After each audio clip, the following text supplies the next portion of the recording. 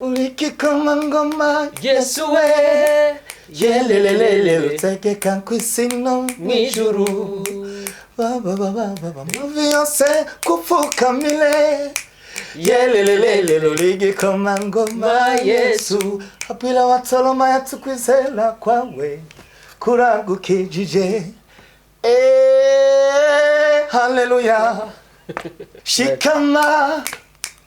Ushilamaka kuko ndi kumwe nawe mu bibazo shilamaka kuko ndi kumwe.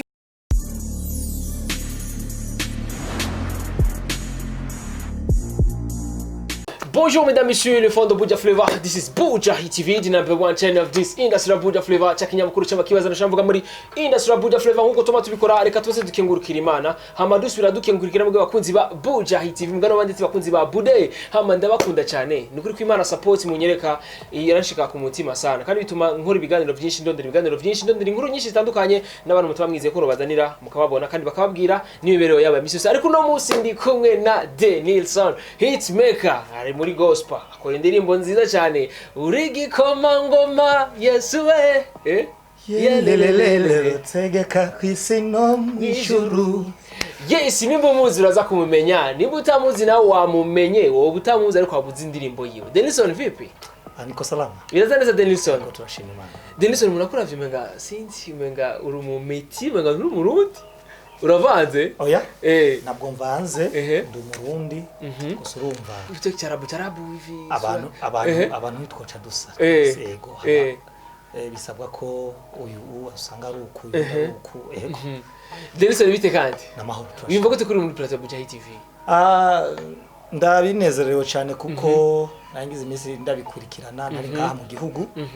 Ariko rero kunarose buno butumire nkashika. Ni vyiza cyane. Ni vyiza cyane. Yes, ni Denilson jina mutume kugira ngo tuvugane byinshi about akazi kiwe kandi abikora neza cyane kandi nimba utamuzi wamumenye. Nimba umuzi naho shira ko burashira ko like ugati ndamukunda cyane uvugira inci mukundira. Sibyo none ga Denilson. Urafise fan base nini cyane kuko ndaje niyo mva muhira hari ya ndirimbo z'abakunze kuziririmba cyane. Yes, ni Denilson rero uno musiri mu Burundi. Ariko matwa sumira ntuba mu Burundi uba mu gihugu kibanyi cha Kenya navuga kiri muri East Africa. Waje mu Burundi mu by'ibikorwa waje kuhaba byegenze gute uri hama bimeze gute? Bisanzwe sinavuye mu gihugu cy'u Burundi kuko kugiheba. Aho urazi yuko ibikorwa vy'Imana turagurubwana muragurira imbibe tukagenda tukakora ivuga butumwa na handi ariko urabona ko tuguma mugaruka na muzaraga tuguma tugaruka bisobanuka gute naje hariho ibindi bintu nifuza ko nokora hajye nari ngejeje hakora n'ibindi wanashima na cyane yego ati rero naho mu gihugu cya Kenya ariko usanzwe uba no Murundi uza mu Burundi cyane ndazi umuntu akifuza kumenya mbega mu Burundi bunye ko haza ni mu bikogwa canke ni kukubaho yego hari cyimviro niyumviye kanaka urabona ko nk'umuziki wa gospel mu Burundi usanga hari ikibazo kihari aho usanga abaririmbyi akaririmba ndetse bakaba ba star ariko ugasanga mu bihugu bibanyi nta ayo mazina bayumva ukayazi ukagenda ukabenga nka mushasha ukamena nka mushasha rero bisobanurwa gute ntidushobora kwicara tuguma twiyumvira uko buca uko bwira akajyo twokora kugira ngo wanashima ejo hazobihinduka kanaka nk'ubu nugure studio aho mfise rebo uburyo abaririmbyi bazoba muri rebo yanje ba gospel tutaka na kujadili twiyumvire duti twokora gute kandi umoja ni nguvu kabisa ego nakana cyane n'ubundi uje gukora ngaha ko gakorera n'abaririmbyi bonga kumbe nabo nyene bizobafasha kuko usanzwe ufise n'izina Denilson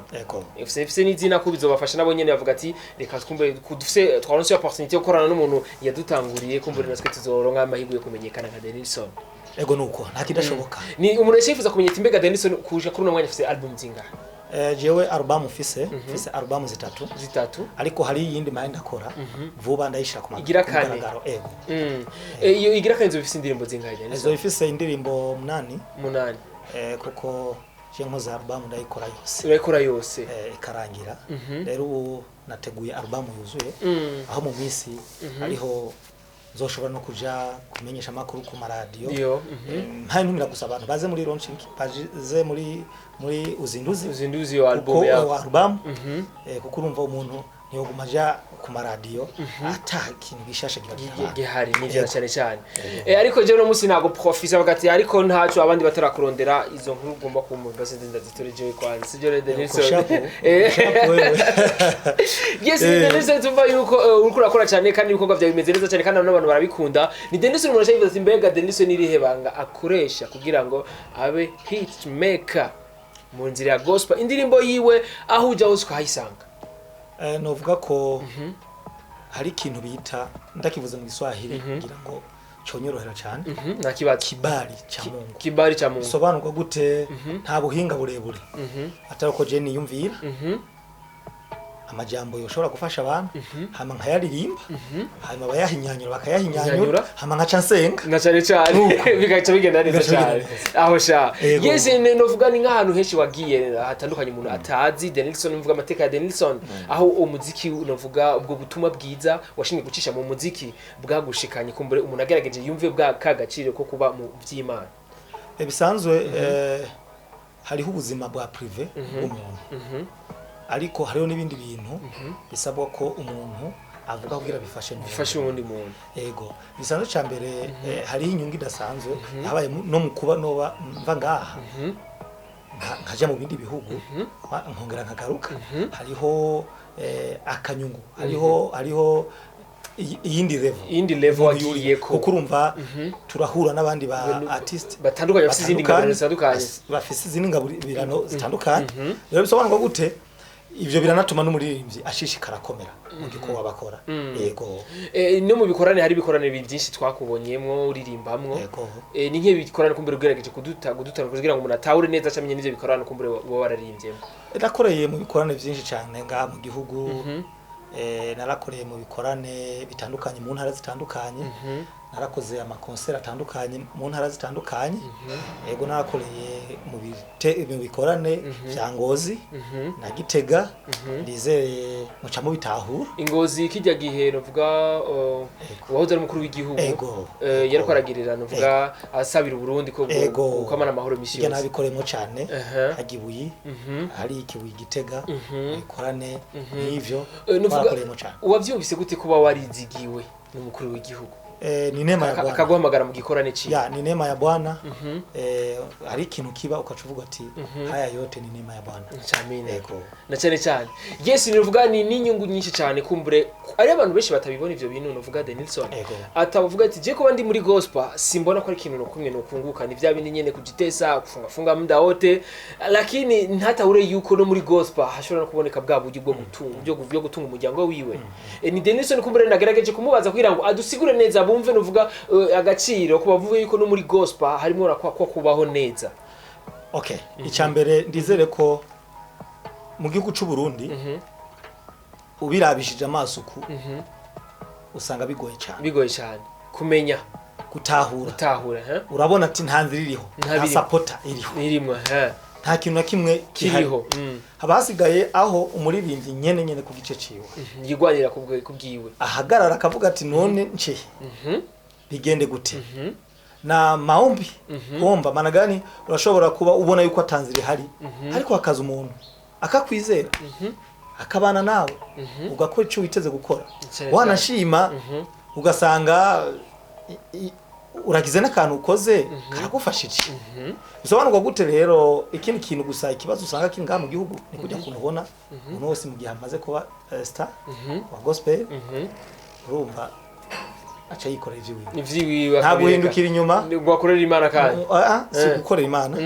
kuraba abandi bafise izo ngabira abafashe aguma akorera Imana ariko usanga kira muntu wese araha uwundi araha yigwanira kwikumira kwigungira kw'ibintu bisobanurwa gute n'ibindi bihugu vyaruko ariko kubw'urunani rw'abaririmbyi bariga bakavuga bati ko bigeza iki cimviro coshika imbere gute ko gikora gute basanga ibintu byose bigiye biragenda neza bisobanurwa gute rero ivyo bintu no kuba yoba abikora mu gihe yoba Imana imugiriye neza agashika ku level yo kwita star mu ico gikorwa ivyiza ko nawe araba abandi bantu ejo bazosigara baravuga izina ryiwe cyane cyane bavuga bati fulani yarakoze ibikorwa kandi yaradufashije cyane cyane ivyo bizofasha Yego. ariko ntivyoroshe cyane gose nko mu bindi bihugu gospel yo mu Burundi bahadira cafise igikorwa Kigwa kinini cyane. Iyo bari novuga bavuga iyo ntibaho ariko reka tubikoreshe kuri no mwanya. Iyo abantu novuga Denilson ari nko muririmbye afite izina nkiri nyene twumva mu Burundi ari mu gihugu kindi Denilson akaba ari undi muntu. Nuko bimeze. Afite agaciro kanini cyane bebe gasubwa. Nuko biba bimeze. Ariko tuvyizere ko misiri imbere bizogenda neza Denilson. Turavyizera nico gituma ubona yuko iyo tuba turi hariya endapo no gusumurusa ko byabirimo tukaraba je. Ibi abandi babigenza gute kuko urabona mu bihugu bindi mu gihugu ufise ikipaji ushobora kuba wo ririmba neza kuba wo curaranga neza nubwo utaburaba umustar urabaho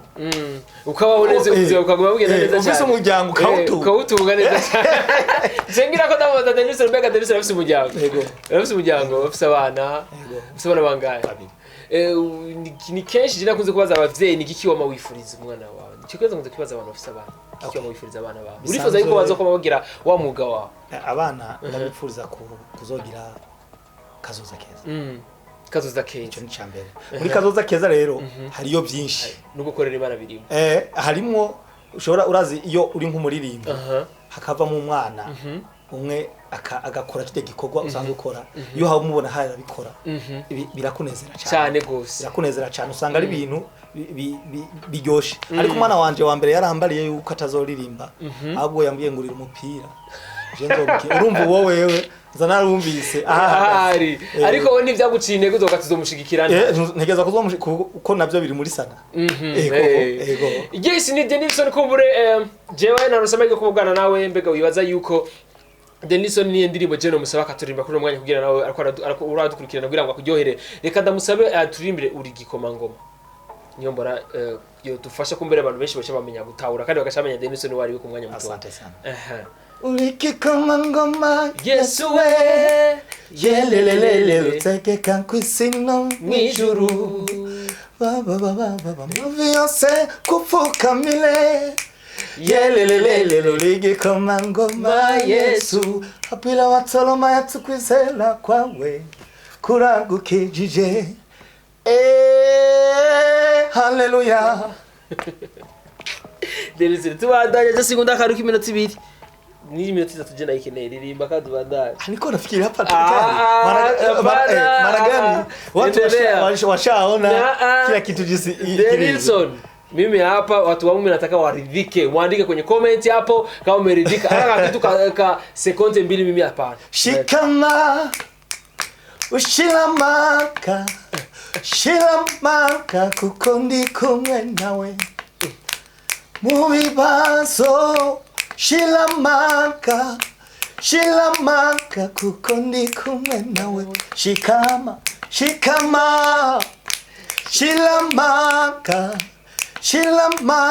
kukondi kumwe nawe mubibazo shiramanga kukondi kumwe nawe mukunzi wa Buja Hit TV Imana iri kumwe nawe genda kuri YouTube channel ya Denilson wandike ko gute kuri YouTube kugira ngo bagutore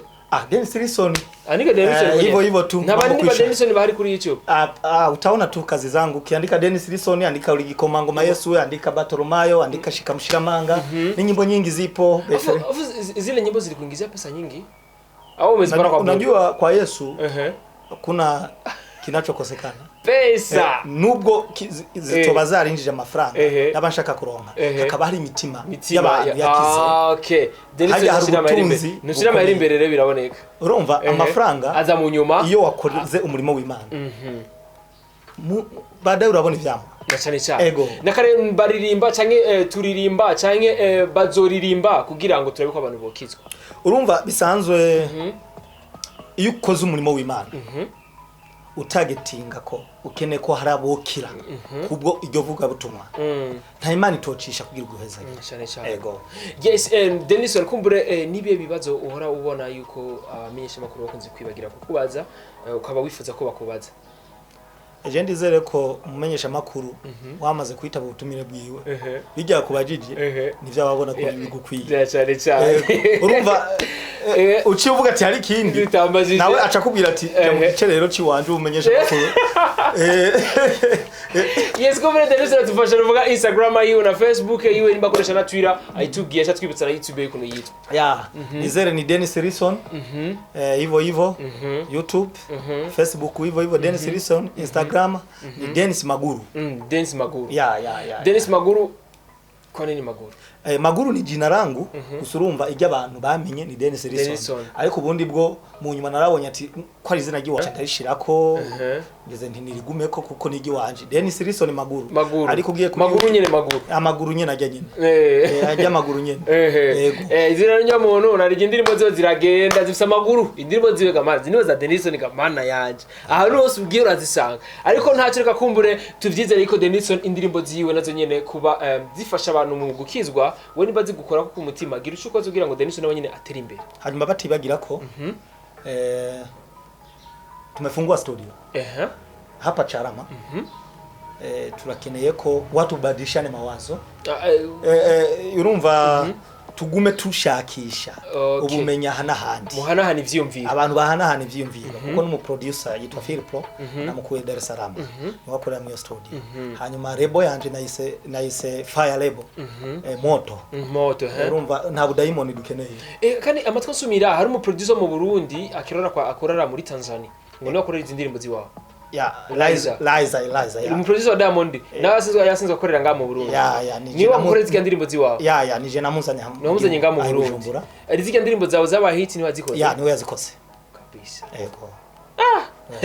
hamaro studio yawe yitwa Punch Mix Studio kwa hivyo tulihajya hanyuma vuba na vuba kuko tumeanzisha label yitwa Fire Label tuzobamenyesha ndize no kuma radio vyerekeye ibiciro vyerekeye abantu bari bari muri label bizomenyeshwa baadaye hazoba novuga umunsi wavyo conference de presse yavyo niyo